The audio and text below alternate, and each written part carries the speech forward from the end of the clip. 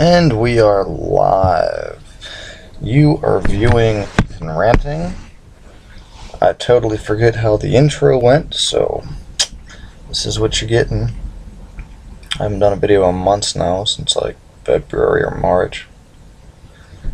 Not entirely sure why. I guess I just didn't feel comfortable, and I feel like I had the privacy, I guess.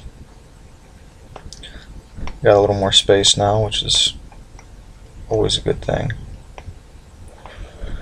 There's so many things that I want to talk to you guys about that just kind of come into my head, and I just gotta get them out then, or they're gone. And if I try to bring them back, or if I remember the topic kind of and try to bring it back, it's just the fire's gone.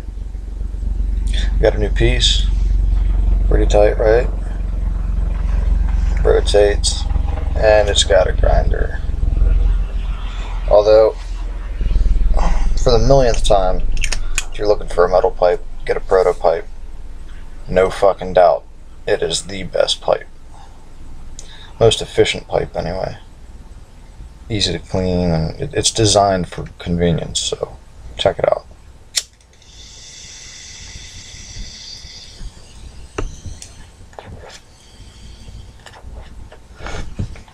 God, I feel like I'm repeating myself. Sometimes I wonder if I have any control at all. If I find myself in the same situations year after year because I'm fate's bitch, or if I'm just, forgot to take a detour or whatever, forgot to change the course of events. I've also been neglecting to keep a journal, which I think is pretty important, especially considering that we live and grow in yearly cycles, and keeping a journal over the course of multiple years gives you an idea of your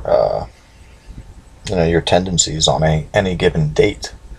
And I think it really can get that I think you can get that precise with it.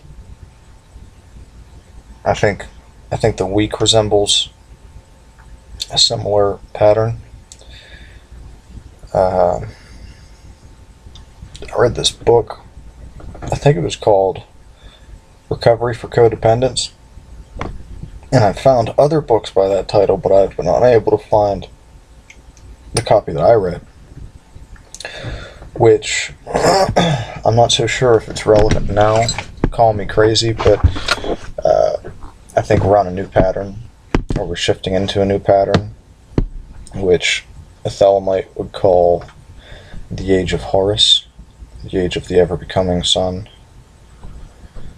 And so our history is irrelevant. We can remember things however we want to, and history is written by the victor. So once we gain control of our memories, then we can rewrite the past. And the implications of that on a personal level are that we're no longer chained to our pattern, because that pattern is over, and we are in a period where we have to decide how the new pattern is going to roll. Maybe it's like we're recording a song right now and we only got one shot at it, but the song's not over and we can make it end really tight. I don't know. Losing my train of thought here. Where's I going with that? The journals. So this book, Recovery for Codependence, had a chapter for every day of the year. I think it was roughly 2 pages each chapter. One page was a story of, I think it was written by a psychologist, and she collected stories from her clients. And it'd start with a story, and then an explanation of the story, and then it would give you an idea of what to meditate on, or what to contemplate as far as your down-to-earth emotions go. anger, fear, lust, all the good ones and bad ones, just everything. And as you'd follow the book day to day, I'm not sure how I could scientifically validate it, but one of two things happened. Either the book changed my brain so that I got in sync with the chapter before reading it. In other words, I'd read a chapter for each day, and how I was feeling that day, I'd sit down and open the book, and the book would describe to me how I was feeling that day, who I was that day, the things I was thinking about that day, the things that I couldn't stop thinking about were right in the book every day. So either the book rearranged my mind to roll with its flow, or the author has a very similar karma or pattern or whatever that I do. So I found that very intriguing. I find lots of little things like that in life, but I haven't seen how they support each other necessarily. They're all little interesting intrigues that show me that the world is a bigger and more connected and even possibly predictable place. Then again, as you begin to notice these patterns, and another theory of mine based on what I've read is that, or guess, is that once you recognize your history, your patterns, which are stored in your lower four chakras, once you've cleared your chakras or your lower chakras, the upper four, you can access the upper four chakras because you don't have the emotional baggage or the bad shit insanity or whatever keeping you in the way. And when you access those levels, you can begin to reprogram the lower four circuits or chakras so that you can change your day-to-day and year-to-year pattern. And I wonder what the limitations of that are. I say the world seems to become a little more predictable, or maybe a little more familiar. A little more familiar might be a better way of putting it. But as you begin to play with these circuits or these chakras, I can only imagine that you are just darting all over the place trying to... I like to think that once you've gotten past all of the emotional hang-ups or energy blocks, that you can access other consciousness, or access other bodies, that you could live in eternity as one person and wake up as another person.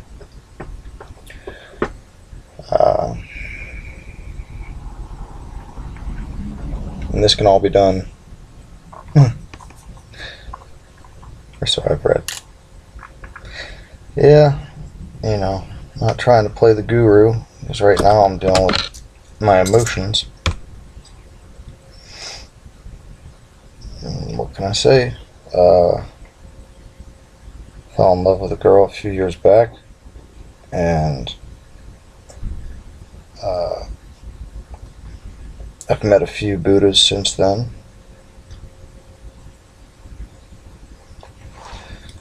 At least 5 that I know of. And they're at different stages, I guess. If you look, I've made a post about it, or a thread about it, in RNS. Ken Wilber has lines and levels. Levels being relatable to the chakras, and lines being different topics. So, you can be level 4, which is a selfless, world-oriented person, but your lines can be different, such that, okay, you have more emotional intelligence, You might be on level 4, but your speaking skills might, the line of speaking skills, the line of mathematics might be lower. So the Buddha is perfect, but not necessarily fully developed, and there's still room to go up. And where was I going with that? So, met a girl, fall in love. That didn't work out. Sometimes I ponder the possibility that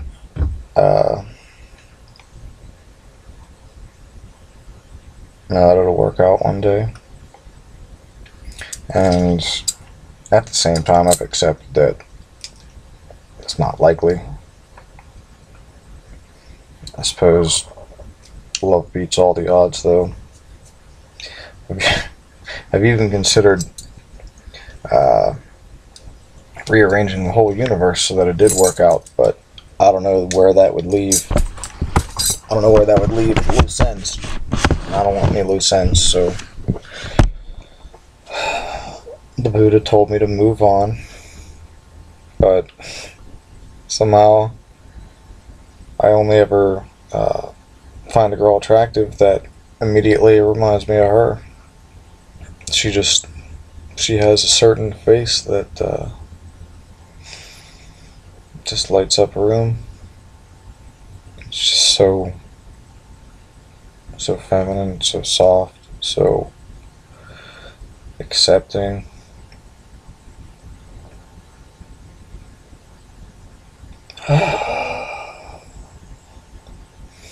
It's better to have loved and lost than never to have loved at all.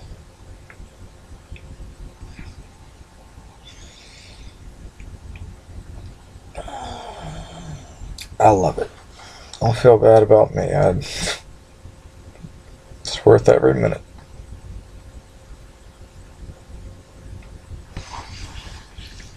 Been playing Fallout New Vegas. It's pretty tight. I haven't found a game that's gripped me in a long time, including Fallout New Vegas. But it's a sturdy title.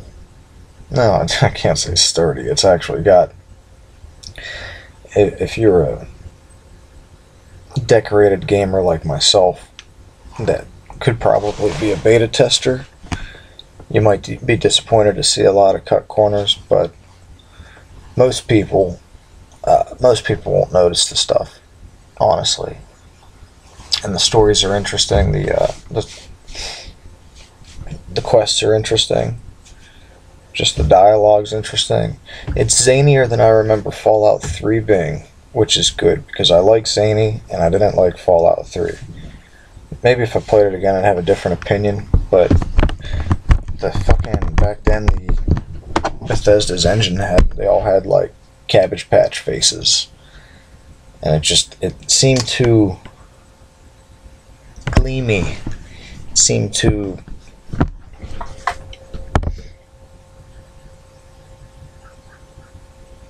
seemed like dirt and ash with a sheen to it, and it didn't work out. When I don't know, it's like you see a chick in leather armor and she's got a shotgun, and for a video game character, she's pretty hot, maybe a bit of a butterface or a little young looking, and then she's got smudges on her face like she's in some B movie and they added it there for a scene or something. Like, everything looked out of place. And then New Vegas goes in the opposite direction, where everything's gray and black as fuck, and there's no variety in the palette whatsoever. As a matter of fact, when you get to the gate, the guarded gate that leads you to this New Vegas strip, it's guarded by robots. First time you attempt to approach the gate, a robot guard, tells you to pay $2,000 or present your passport, or you're not allowed to access Vegas.